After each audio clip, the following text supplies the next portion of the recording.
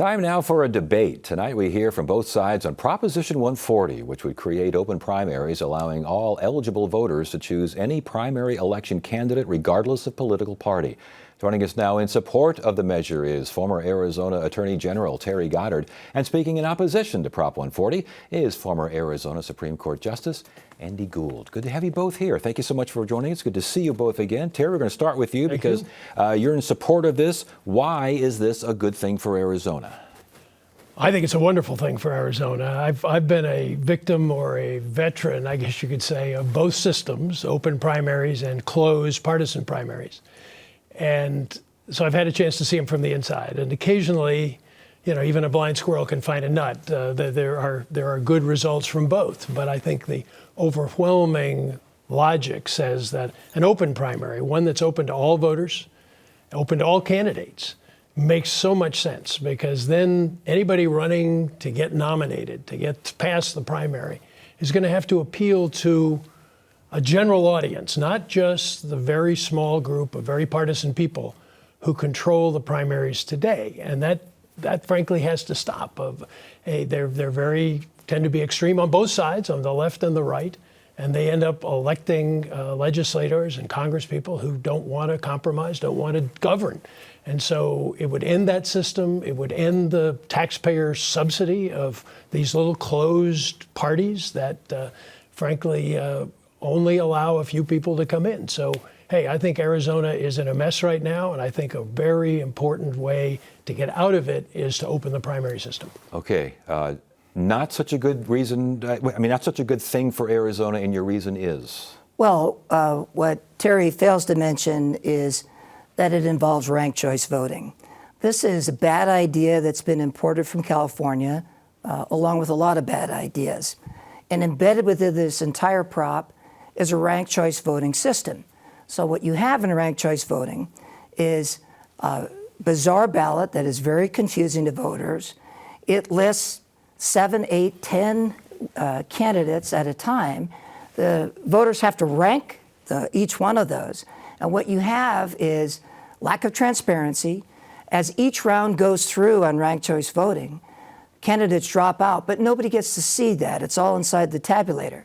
And then if you don't rank all of the candidates, votes drop out. They call them exhausted ballots. In the New York City mayoral primary in 2021, they had 140,000 so-called exhausted ballots. What that means is, because some of those people didn't rank every candidate, they threw out those votes. So at a time where people want transparency, they want to see elections they can trust, this is a very black box type of system that reduces accountability and disenfranchises voters. Yeah, the problem is that's not what it does. I mean, 140 does one thing and one thing only. It opens the primary process. It allows voters to be a part of a process just the way they are in cities across Arizona. All but 2 cities have open primaries now. And that is, frankly, a really elegant system, because you don't have to, voters can vote for, in a primary, they can vote for a Republican, a Democrat, or an independent, or a Green. Ranked choice voting is a possibility under this.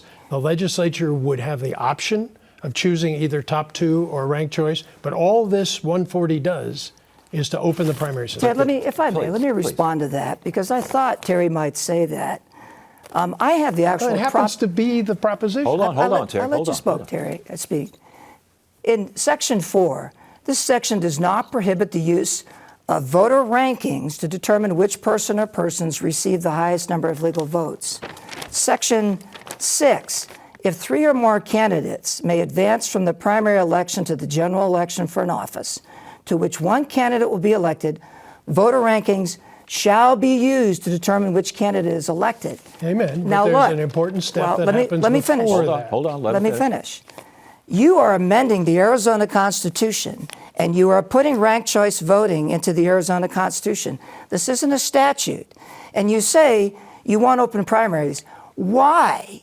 Why have you put all these provisions about ranked choice voting in the Constitution? Because it's an option, and it should be. To be responsible right now, I think Many voters feel that ranked choice voting is the fairest way to get to a majority. There you to have get it. to the point This where is you- ranked choice voting. Now That's you're what you want. interrupting Hold me. on, let him finish, please. The bottom line here is this 140, if it's approved by the voters in November, would open the primaries. It would stop the state subsidy, the taxpayer subsidy of primaries that are partisan and are closed to anybody else who's not part of that club. It would allow the final candidate, instead of being elected in a tiny turnout primary, would have to go through and get a majority of the election. It gives the option to have ranked choice voting, but that's not what it requires. Let me address that, Ted, because I hear how these open primaries are going to have all this turnout. Take a look, for example, at the Tucson primaries for the city elections. The model is supposed to be, look at what cities do with their open primaries.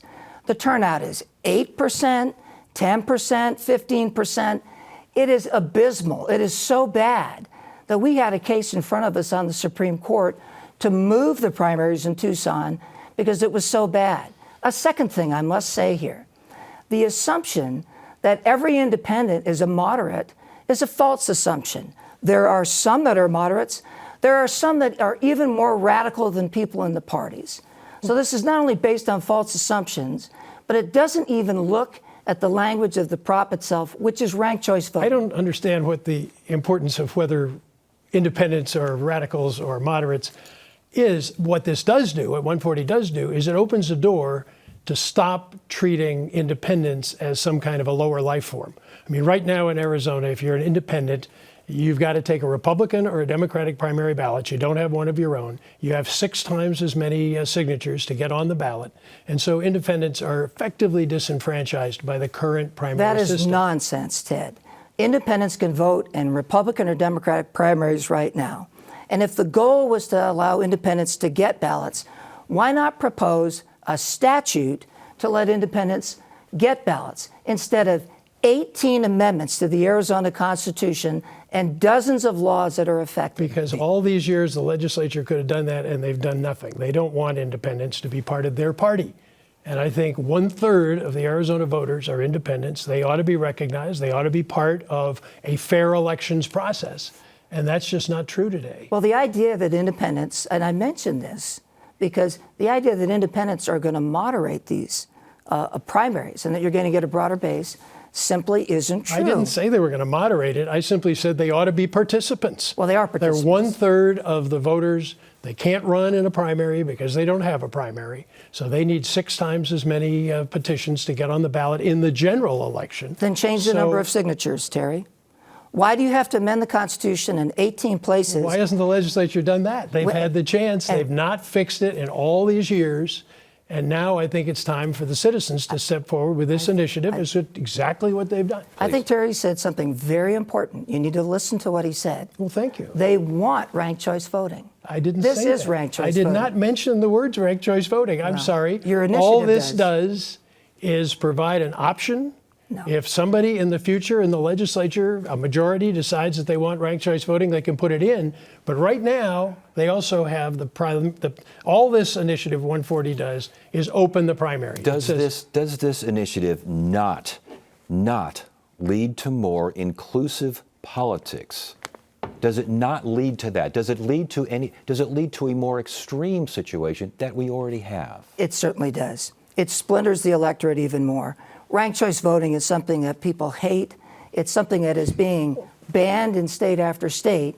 And in terms of open primaries, if you're trying to bring people together and get more people to participate, what you're doing is splintering the electorate even further. Because now you can't even aggregate ideas and views under 2 parties. So you're going to have a system like Italy or France, where they have 18 or 20 parties. Italy hasn't even been able to get a majority party since World War II. Okay. Well, Terry. Phoenix, Scottsdale, Mesa, every city in Arizona but Nogales and Tucson have open primaries.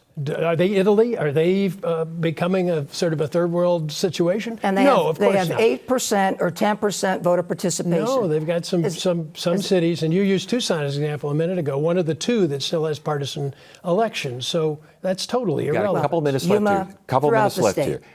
Yea or nay, does the current system not cater to the extreme, and should something be done? The problem is that the country is divided. And so the idea that you're blaming the parties for dividing people is nonsense. We are split on religion. We are split on social ideas. We're split on everything in this country. So the parties are a reflection of America.